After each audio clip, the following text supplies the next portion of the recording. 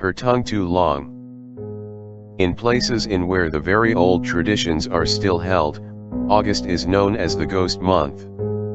Hungry ghosts are said to roam the streets and hillsides, especially at night and especially when things are quiet.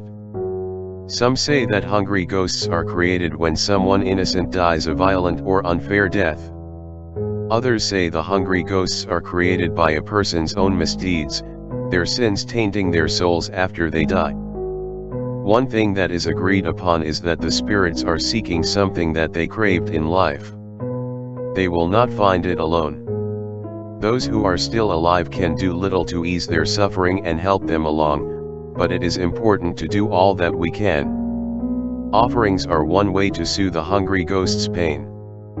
For this reason, if you see a meal or small gift offered to the dead, it is in your best interest to leave it alone. The hungry ghosts are often described as having something wrong with their mouths, such that they cannot satisfy their swollen bellies.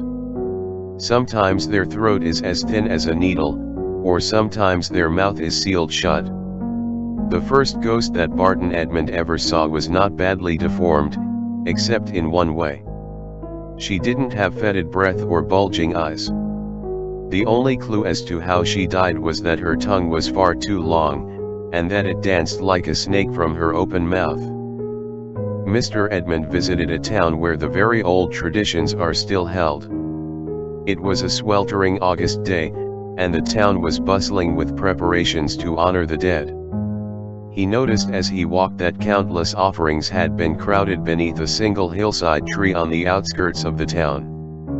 Barton asked a passerby why there should be so many gifts offered in a single place like that.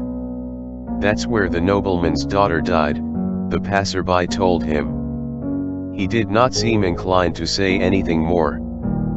On an evening walk that night, Barton was enjoying the soft light of a gibbous moon, and listening to the dry rattle of cicadas in the trees. At the hillside tree that was packed with gifts for the dead, a few candles had been lit. They produced a dim light, and cast the tree in an eerie state of dusk that existed only around the offerings. The candles had burned for hours already, and their flames were now nearly drowned by molten wax. One of the candle's flames puffed out as Barton Edmond approached the tree on the hill. Among the offerings was a framed ink drawing of the nobleman's daughter. Mr. Edmond stooped to examine it more closely. She had been lovely in life, he thought to himself as he looked at the image. The drawing had been preserved admirably. It must have been saved by someone who guarded it dearly as a keepsake. The woman in the drawing wore clothing from centuries ago. Mr. Edmond became suddenly aware that he was not alone. A growl followed by a rasping bark sounded from very near behind him. As he heard it, the last of the dying candles were extinguished in a rush of freezing air. The specter had brought with her a chill that coursed over the hillside where the terrified man stood. He turned and recognized the nobleman's daughter immediately. Her eyes and gorgeously thick hair were exactly as the ink drawing had depicted them. Her clothing was from a time that was hundreds of years past. Barton had not been told how the nobleman's daughter died, but in his terror, he now understood the answer. Tradition holds that the hungry ghosts of those who die by hanging are disfigured in a unique way.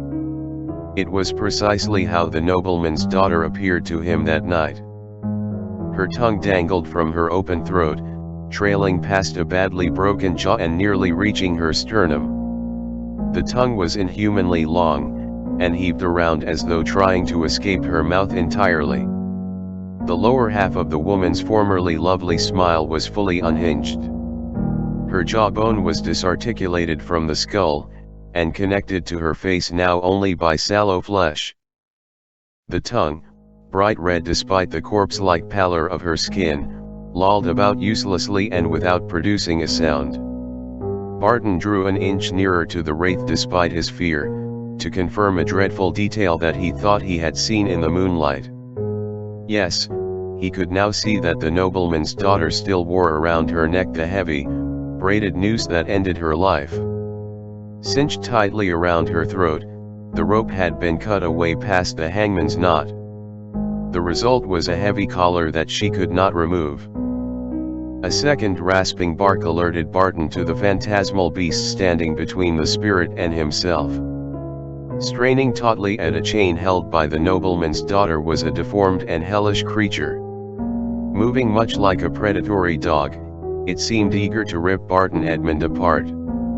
He had not noticed its presence earlier, because the thing crouched in the shadows of the dead woman's form. It only moved to confront him as he stepped forward toward the nobleman's daughter. The leashed monstrosity was large enough to be a male wolf.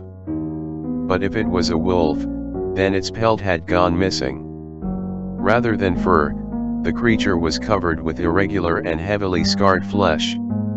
In the low light, Barton judged that the hound must have been burned, or perhaps scalded, all over its body. Its skin was a patchwork of necrotic gray and shiny smooth pink. The miserable animal only looked healthy in the places where stretch marks had revealed new flesh from beneath the surface. The ghost of the nobleman's daughter let a few links of the chain slip through her clenched fist, allowing her dog to approach Mr. Edmund more closely. The beast was still raring to attack, and as he fell backwards in terror, Barton saw the yellow gleam of its bared teeth. Worse still, he noticed that it had no eyes or ears. Whatever had damaged the ghoul's skin also left it with dark holes where those sense organs should have been. Scrambling down the hill away from the tree, Barton thought that surely the creature would be upon him at any moment. As he turned to look back toward the shrine of offerings, however, there was suddenly no hint of the woman's presence.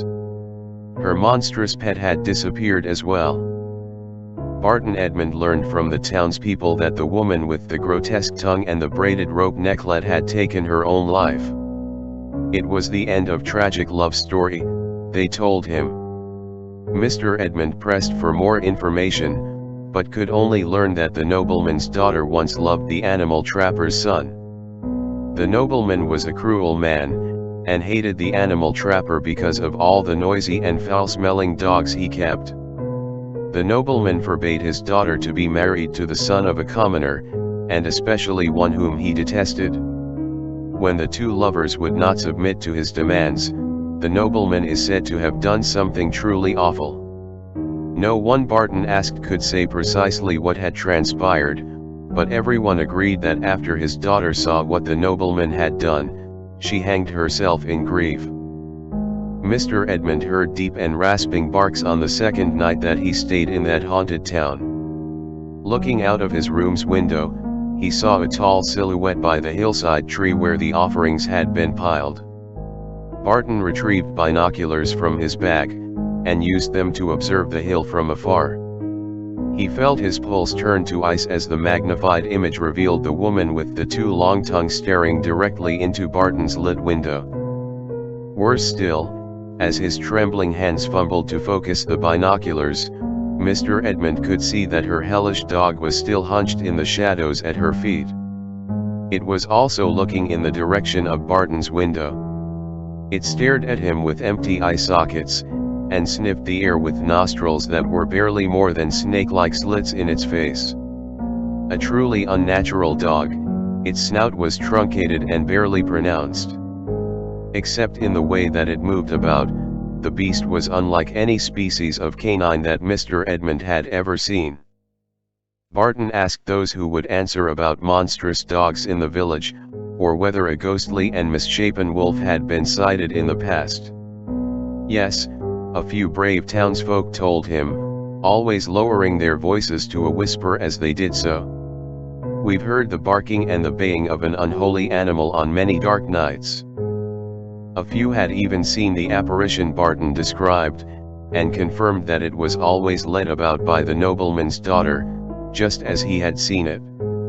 No one could explain how she had obtained such a frightful pet in the afterlife, or why the creature guarded her so jealously. Barton Edmund was maddened by the mystery of it, and so he persisted in his questions. He was eventually told that the local innkeeper, the very man with whom he had been boarding, knew more than most about the old stories of the nobleman's daughter. "There's no such thing as a demon hound," the innkeeper told Barton gruffly. "The only ghosts in this town are the nobleman's daughter, and the animal trapper's son." "I never saw the animal trapper's son," Barton insisted. "The daughter is always alone. There is not another human soul in sight, except for those of us who witness her. The only thing that walks with her is that monstrous, blind dog." "There is no dog," said the innkeeper firmly. "The nobleman crippled the trapper's son, and forced him for months to walk on all fours. He told the boy that he was just another of his father's filthy curs. He broke the boy's mind with torture, and didn't relent until the poor lad truly believed that he was an animal. After the nobleman had taught him to snarl and gnaw at scraps on the floor, the animal trapper's son was presented to the town. After that, the nobleman had the broken son boiled alive, and the nobleman's daughter was forced to watch him die like an animal.